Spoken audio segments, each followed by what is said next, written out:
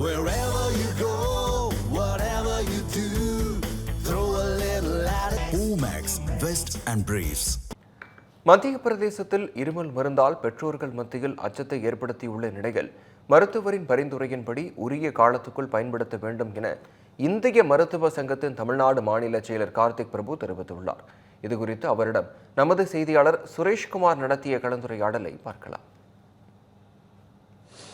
குழந்தைகளுக்கு வழங்கப்பட்ட இருமல் மருந்தின் காரணமாக 22 குழந்தைகள் மத்திய பிரதேசத்தில் உயிரிழந்துள்ள நிலையில் இந்த சம்பவம் தொடர்பாக இந்திய மருத்துவ சங்கத்தின் மாநில செயலாளர் கார்த்திக் பிரபு இருக்கிறார். அவரிடம் சில கேள்விகளை முன்வைக்கலாம். சார், ஒரு மிக அதிர்ச்சியான ஒரு சம்பவம் நடந்திருக்கு. இந்த சம்பவத்தில் எங்கு தவறு நடந்திருக்கு அப்படிங்கிறத உங்களால் அனலைஸ் பண்ண முடியுதா அந்த விஷயத்தில்? சார், நாங்கள் பார்த்ததும் கேள்விப்பட்ட வரைக்கும் இந்த மருந்து காஃப் சிரப்பில் டயத்திலின் கிளைக்காலுங்கிற ஒரு காம்போனன்ட் கண்டாமினேட் ஆகிருக்குன்னு சொல்லியிருக்காங்க. அதாவது கவர்மெண்ட் ஒரு மேனுஃபேக்சரிங் யூனிட்லேயுமே அவங்க டெஸ்ட் பண்ணி தான் ஒரு பேட்சும் வெளியே அனுப்புவாங்க. அந்த காம்போசிஷன் அப்ரூவ் ஆகிருக்கணும். ஆனால் அவங்க சொன்னபடி ஒரு பேட்சில் ப்ரொப்ளீனுக்கு பதில் இந்த டயத்திலின் கிளைக்கால் கண்டாமினேட் ஆனதாக ரொம்ப அபாயகரமான ஒரு பர்சன்டேஜ் உள்ளே இருந்திருக்குன்னு சொல்கிறாங்க. அது குழந்தைங்களுக்கு எடுத்த உடனே கிட்னி ஷட் டவுன், நரம்பு மண்டலம்லாம் பாதித்து வித்தின் 24 hours அவங்க இறக்க நேரிட்டுருக்கு. இது வெரி அன்ஃபார்ச்சுனேட். ஆனால் இது பியூர்லி கண்டாமினேஷன் ஆஃப் ஒன் பேட்ச்னு சொல்கிறாங்க.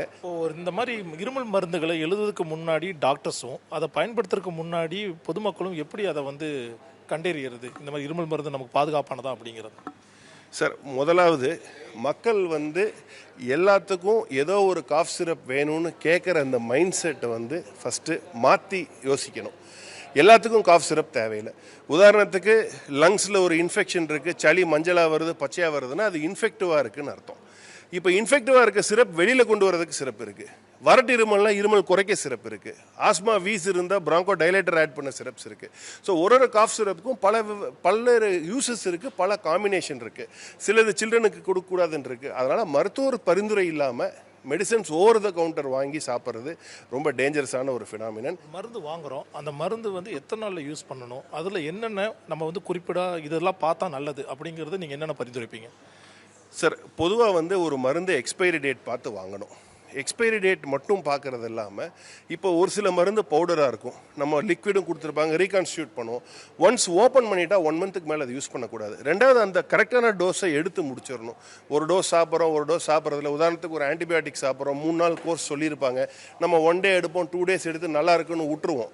அப்போ என்ன, அந்த ஆன்டிபயோட்டிக்கு ரெசிஸ்டன்ஸ் ஃபார்ம் ஆகும். திருப்பி ரெசிஸ்டன்ஸ் ஃபார்ம் ஆகும்போது அடுத்த டைம் அது வேலை செய்யாமல் போகும், ஹையர் ஆன்டிபயோட்டிக் போக வேண்டியது இருக்கும்.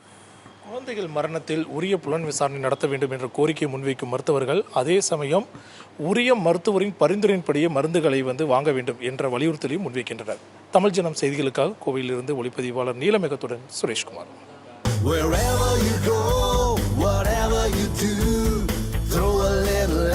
Omax, Vest and Briefs.